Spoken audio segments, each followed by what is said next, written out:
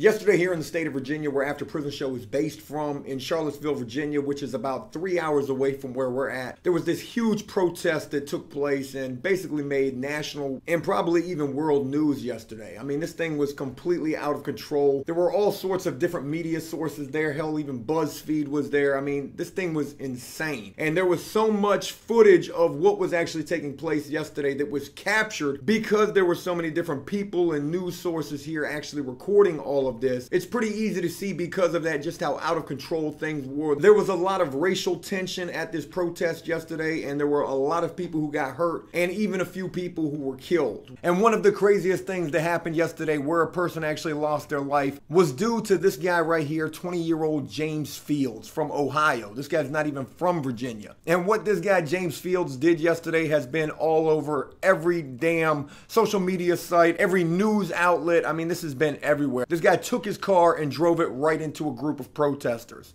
Then backed his car out and just took off. You can see the damage to his car when he's backing out. And this was an absolutely horrific thing that this guy did yesterday. I think it was like 9 people ended up getting hurt because of this. And a 32-year-old woman ended up losing her life because of what this idiot did. And as I'm watching video of this happening yesterday in Charlottesville with this guy driving his car into this crowd, then backing up and then driving away, one of the first thoughts that was going through my mind was they're going to catch this guy immediately. I mean, in the video, you can clearly see this guy's license plate. I mean, his car is absolutely destroyed after running it into this crowd like he did. And this guy deserved exactly that, to be caught immediately for doing this dumb shit. And I think I read that this guy's facing like a second-degree murder charge for this. He is never going to be able to get this charge dropped to any type of involuntary vehicular manslaughter, anything less than what he's actually facing right now. And I can promise you that when this guy does go to court for these charges, they're going to absolutely bury him in the courtroom for this. Not only is there so much video footage of what this guy actually did, showing his intent to do exactly what he did, it's also probably going to be considered a hate crime at that. So that's an additional charge and sentencing guideline right there, making this even worse than what it already is. But even with everything that I've mentioned about this guy James Fields and what he did yesterday, there's 2 things that come to my mind with this situation in particular.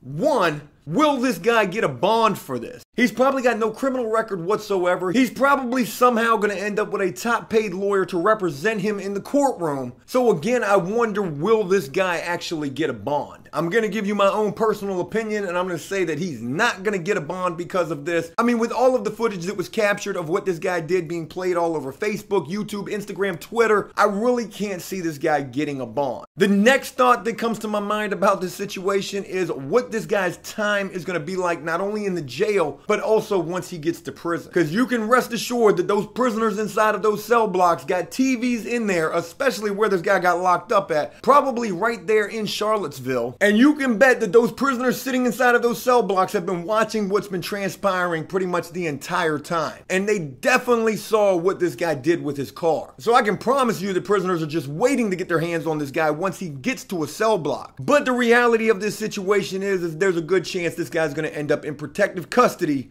because of just that. The staff in the jail is already going to know that these prisoners are going to want to beat the shit out of this guy, if not probably do worse than that to this guy for what he did. And because of that, there's a really good likelihood this guy's going to spend all of his time in protective custody. That is, however, until he gets to prison. And when this guy gets to prison, I can promise you there's going to be a target on this guy. Somebody or some gang is definitely going to green light this guy, meaning they're going to put a hit out on this guy. There's going to be certain individuals in the prison wherever he goes to who are, 1, going to know who he is and know what he did, and 2, because of that, they're going to want to get their hands on this dude. So, you know, whatever the reason or justification this guy may try to come up with to say why he did what he did yesterday, one thing remains no matter what. And that is that what lies ahead of this dude because of what he did yesterday, hitting these people with his car, killing a 32-year-old woman, this dude is in for a rough ride. You know, there was a lot of other craziness that took place yesterday as well. A lot of people got hurt in this situation. People lost their lives. Hell, I read that 2 state troopers died in a helicopter accident when the helicopter they were flying in to keep an eye on this entire situation basically just fell out of the sky, and these 2 officers lost their lives because of that. I mean, I don't even fully understand what all of this was about yesterday. I do feel like this was heavily racially motivated, and, you know, because of that, I definitely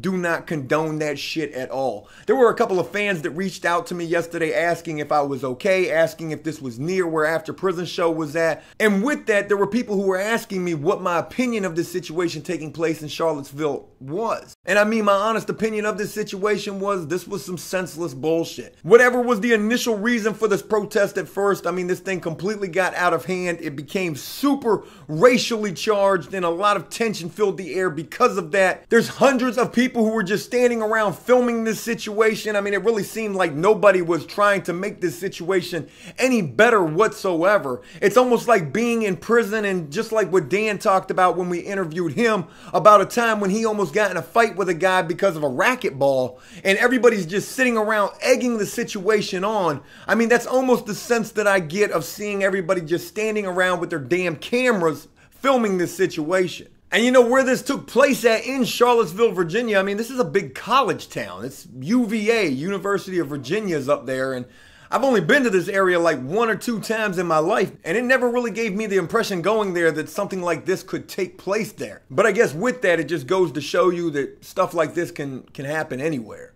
And to be honest with you, and even to me, a guy who served a lot of time in prison, I mean, that's a scary thing to think about. It's almost like this day and age, you have to always be on your guard because things are just crazy. And you know, that's just my opinion on this whole situation. I can imagine there's going to be people who disagree with this, and you know what? That's okay. You're entitled to your opinion, just like I'm entitled to mine. The only thing that I can say in closing is that this guy, James Field, 20 years old from Ohio, who ran into all these people with his car, he is absolutely fucked, and probably literally because of what he did. And you know, I think to myself at this moment, as he's probably waking up in a Charlottesville jail cell somewhere in protective custody, maybe he can hear prisoners off in the distance yelling his name, telling him that they're going to kill him if they ever get their hands on him. I think to myself at this very moment as he's waking up in that jail cell bunk, I'm wondering if he's having any regrets at this point. Hey, look, that's it. I hope you enjoyed this video, and if you did so, please leave a like and a comment letting me know exactly what you thought about it.